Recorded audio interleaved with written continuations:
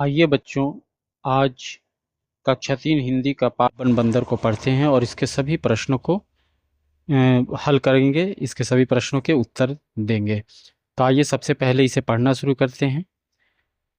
बब्बन बंदर। गब्बर शेर जंगल का राजा था। एक दिन उसने जंगल के सारे बच्चों को बुलाकर कहा, आज से तुम सब स्कूल जाना शुरू करो।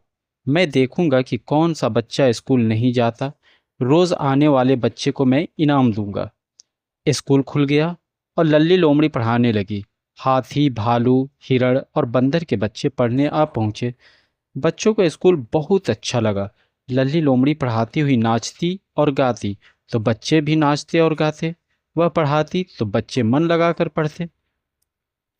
बच्चे खुशी खुशी स्कूल आते थे, लेकिन बंदर के एक बच्चे बब्बन को स्कूल आना अच्छा नहीं लगता था। वह तो बस जंगल में इधर उधर घूमना चाहता था। एक दिन लल्ली लोमड़ी के साथ सब बच्चे नाचते गाते पढ़ रहे थे। तभी बब्बन चुपचाप स्कूल से भाग निकला। किसी ने उसको निकलते हुए नहीं देखा। अब बब्बन जंगल में घूमने लगा। कभी वह एक पेड़ से दूसरे पेड़ पर कूद जाता तो कभी पेड़ की डाल पकड़कर झूलने लगता। लेकिन थोड़ी देर के बाद बब्बन की उछल कूद रुक गई। उसने गब्बर शेर की आवाज़ सुनी थी। मारे डर के वह छलांग भरकर एक बेल के पेड़ पर जा बैठा। बब्बन पेड़ की डालियों के बीच छिप गया, लेकिन उसकी पूंछ नीचे लटक रही थी। बब्बर शेर ने उसे देख लिया। वह गरज कर बोला, बंदर के बच्चे, अकल के कच्चे, नीचे उतर।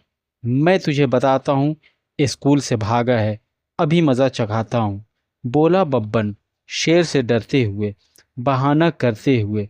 लोमड़ी का आदेश मान बेल लेने आ गया।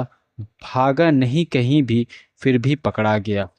गब्बर शेर जोर से चिल्लाया, झूठा, लल्ली लोमड़ी कभी बेल नहीं खाती। तू स्कूल से भागा है, तू बहाना बना रहा है, सच बता, क्या बात है। बब्बन डर से कांपने लगा। उसने सोचा कि अब शेर उसे जरूर सजा देगा, लेकिन गब्बर शेर दयालु था। उसने प्यार से कहा, नीचे उतरो बच्चे, स्कूल से भागना ठीक नहीं। बब्बन डरता डरता पेड़ से नीचे उतर आया। गब्बर शेर के सामने वह सिर झुकाए खड़ा रहा। शेर ने कहा, बच्चे स्कूल जाओ और पढ़ो। पढ़ लिख कर तुम समझदार बनोगे। फिर भी कभी ऐसे भाग कर नहीं आना। बब्बन कूदता हुआ स्कूल की ओर गया। उस दिन के बाद वह ध्यान लगाकर पढ़ने लगा। थोड़े दिनों के बाद स्कूल की पढ़ाई में वह सबसे अच्छा माना जाने लगा।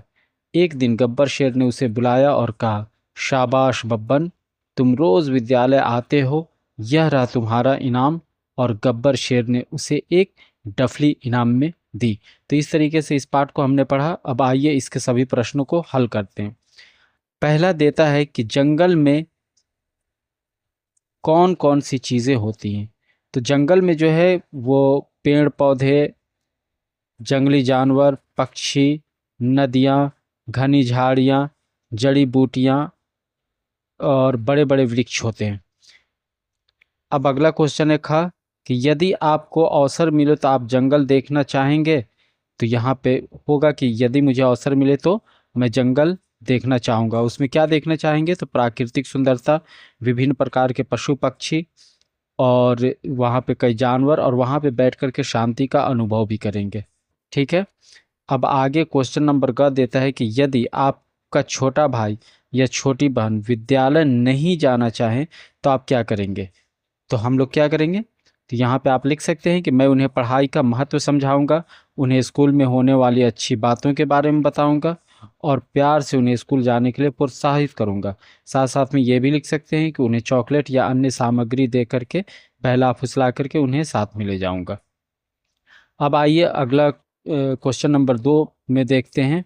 ये पाठ से है, पाठ से बताइए। पहला सवाल है कि जंगल का राजा कौन था।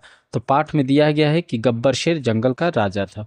लल्ली बच्चों को कैसे पढ़ाती थी, तो लल्ली बच्चों को प्यार से और नाच गा करके, मन लगा करके पढ़ाती थी। फिर है बब्बन स्कूल से भागकर कहाँ गया, तो बब्बन स्कूल से भागकर जंगल में चला गया। फिर अगला क्वेश्चन घ है कि बब्बन ने शेर से क्या बहाना बनाया। तो बब्बन ने शेर से बहाना बनाया कि वह स्कूल से भागा नहीं, बल्कि लल्ली लोमड़ी ने उसे बेल लाने का आदेश दिया है जो वह लेने आया है। तो ये उसने बहाना बनाया था। अब अगला है कि गब्बर शेर ने बब्बन को इनाम क्यों दिया? क्योंकि बब्बन अब रोज विद्यालय आने लगा था और वह पढ़ाई में भी बहुत अच्छा हो गया था, इसलिए उसने क्या किया, उसे इनाम दिया।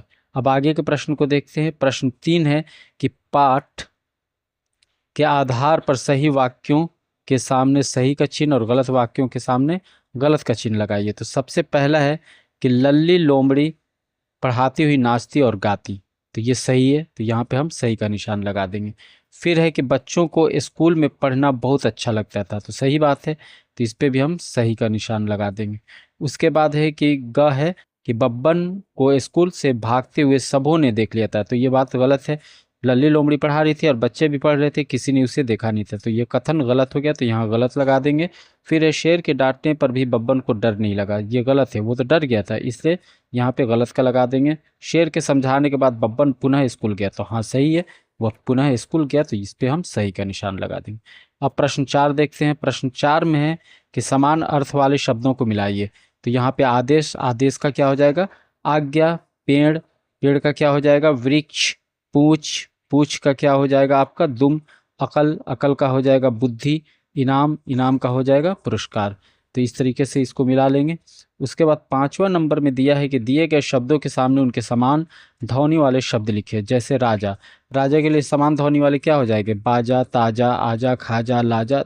ठीक है। उसी तरीके से जाता के लिए लाता, खाता, पाता। तो ये आप लिख सकते हैं। फुल, फुल के लिए कुल, गुल। बेल, बेल के लिए रेल, खेल। तो इस तरीके से आप इसके समान ध्वनि वाले शब्दों को लिख सकते हैं। अब प्रश्न 6 देखते हैं। प्रश्न 6 में दिया गया है कि नीचे दिए गए शब्दों के सामने उनके उल्टे अर्थ वाले शब्द लिखना है। जैसे राजा, राजा का क्या हो जाएगा, रंक। इनाम, इनाम के क्या हो जाएगा, सजा। ऊपर, ऊपर का क्या होगा, नीचे। सच्चा, सच्चा का झूठा। डरपोक, डरपोक का क्या हो जाएगा, निडर। ठीक है। अब आते हैं 7 में। तो ये 7वां नंबर है कि आप, 7वां नंबर में देखिए यहाँ पे दे रहा है कि आप कौन कौन से फल और सब्जी के नाम जानते हैं, उनके नाम लिखें। तो यहाँ पे लिखा गया है, आप बहुत सारे फलों के नाम जानते होंगे, उनके नाम लिख दीजिएगा। यहाँ पे कुछ नाम दिए गए जैसे आम, केला, सेब, अंगूर, संतरा, जामुन, अमरूद। उसी तरह सब्जियों के नाम में आलू, टमाटर, गोभी, भिंडी, कद्दू, परवल, तरोई। इसके अलावा बहुत सारे आप सब्जियाँ या फल खाते होंगे, उनके नाम भी यहाँ पे लिख सकते हैं। अब 8वां क्वेश्चन देखते हैं। 8वां प्रश्न में देता है कि दोस्तों के साथ मिलकर आप विद्यालय में क्या क्या करते हैं। तो दोस्तों के साथ विद्यालय में हम लोग क्या करते हैं, साथ में मिलकर के पढ़ाई करते हैं, साथ में खेलते हैं, साथ में मध्याह्न भोजन करते हैं, और साथ में मिलकर के कई गतिविधियां करते हैं, कई तरह की चीज़ों को सीखते हैं, है ना, बागवानी भी करते हैं। तो इस तरीके से बहुत सारे कार्य करते हैं, उन सारी चीज़ों को लिख देना है। प्रश्न 9 में दे रहा है कि जानवर किसी काम को कैसे सीख पाते हैं। तो जानवर ज़्यादातर जो है अपने माता पिता के अनुकरण करते हैं। माता पिता उसके, जानवरों के जो माता पिता हैं, जिस तरीके से शिकार करते हैं या जिस तरह से बोलते हैं या जिस तरीके से कोई कार्य करते हैं, उसे देख करके जानवर के बच्चे भी उसे सीख लेते हैं। ठीक है। 10वां देखते हैं कि नियमित रूप से स्कूल जाने के बाद बब्बन को आगे और क्या क्या लाभ हुआ होगा। तो उसका आत्मविश्वास बढ़ा होगा, फिर जा कर के अनुशासन सीख रहा होगा कि अच्छे तरीके से रहना है, कैसे उठना है, बैठना है, बात करना है। फिर ज्ञान बढ़ेगा, हर दिन वो जब जाएगा स्कूल के अंदर, तो जो शिक्षक पढ़ाएंगे या बताएंगे तो उससे उसके ज्ञान में वृद्धि होगी। फिर अच्छी आदतें सीखेगा, बहुत सारी आदतें, जो पहनने का, ओढ़ने का, बातचीत करने का या रहने रहने का, सारी बातों को, वो अच्छी आदतों को सीखेगा स्कूल के अंदर। और उसके साथ साथ क्या होगा कि जितना वो स्कूल ज़्यादा दिन जाएगा, उसके ज़्यादा से ज़्यादा मित्र बनेंगे। तो इस तरीके से ये सारे फायदे होंगे। ठीक है, इसके लाभ होंगे। फिर आगे देखते हैं कि एक यहाँ पे कविता दिया है, कविता पढ़ें और उसे कहानी की तरह लिखें। तो आइए इस कविता को पढ़ते हैं। कविता है, डाल पे उल्टे लटके बच्चे, तोड़ रहे थे आम वे कच्चे, लगा पेड़ पर एक छत्ता, गिरा टूटकर उस पर पत्ता, उड़ी मक्खियाँ काली काली, डर गए बच्चे छूटी डाली, बच्चे नीचे गिरे धड़ाम, रह गए लटके कच्चे आम। तो अब इसके बाद इसको कहानी के रूप में लिखना है, तो इसको हम कहानी के रूप में लिख सकते हैं इस तरीके से कि एक पेड़ की डाल पर, यहाँ पे लिख दिया है मैंने कि एक पेड़ की डाल पर उल्टे लटक कर बच्चे कच्चे आम तोड़ रहे थे। पेड़ पर एक छत्ता लगा था, एक पत्ता टूटकर उस छत्ते पर गिर गया, पत्ता गिरते ही छत्ते से काली काली मधुमक्खियां बाहर निकल करके उड़ने लगी। मधुमक्खियों को देखकर बच्चे बुरी तरह डर गए और उनके हाथ से डाल छूट गई। सभी बच्चे ज़मीन पर धड़ाम से गिर पड़े और जो कच्चे आम थे वे पेड़ पर ही लटके रह गए। तो इस प्रकार से बच्चों हमने बब्बन बंदर पाठ को कंप्लीट कर लिया। आशा है कि यह आपको पाठ समझ में आया होगा।